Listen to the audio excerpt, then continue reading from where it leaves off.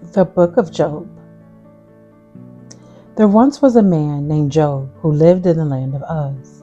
He was blameless, a man of complete integrity. He feared God and stayed away from evil. He had 7 sons and 3 daughters. He owned 7,000 sheep, 3,000 camels, 500 teams of oxen, and 500 female donkeys. He also owned many servants. He was, in fact, the richest person in that entire area. Job's sons would take turns preparing feasts in their homes, and they would also invite their 3 sisters to celebrate with them. When these celebrations ended, sometimes after several days, Job would purify his children, and he would get up early in the morning and offer a burnt offering for each of them. For Job said to himself, "Perhaps my children have sinned and have cursed God in their hearts." And this was Job's regular practice. One day, the members of the heavenly court came to present themselves before the Lord, and the accuser Satan came with them. "Where have you come from?" the Lord asked Satan. Satan answered the Lord, "Oh, I've been patrolling the earth, watching everything that's going on." Then the Lord asked Satan, "Have you noticed my servant Job? He is the finest man of all the earth. He is blameless, a man of complete integrity. He fears God and he stays away from evil." Satan replied to the Lord, Yes. But Job has good reason to fear God. You have always put a wall of protection around him and his home and his property. You have made him prosper in everything that he does. Look how rich he is. But reach out and take everything he has, and he will surely curse you to your face.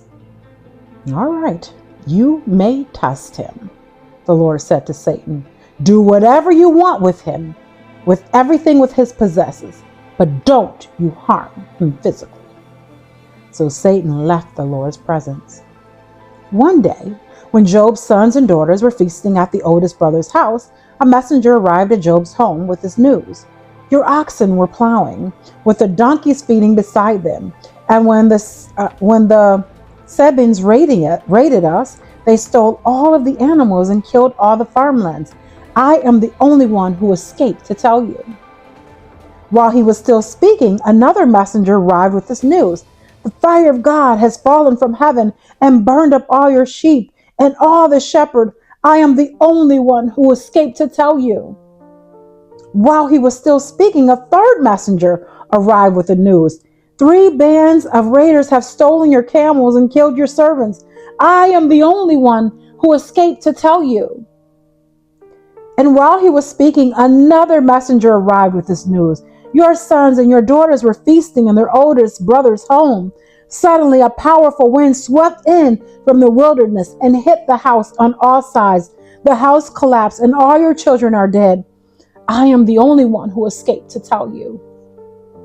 Job stood up and tore his robe in grief. And then he shaved his head and fell to the ground to worship. And he said, "I came naked from my mother's womb, and I will be naked when I leave. The Lord gave me what I had, and the Lord has taken away. Oh, praise the name of the Lord."